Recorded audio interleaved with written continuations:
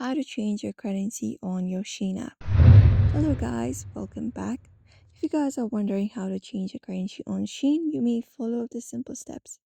So open up the Shein application, access it up, and once you access it, you can head over and look out for the Me tab, usually located in the bottom right corner. Tap on it, and once you tap on it, this profile opens up.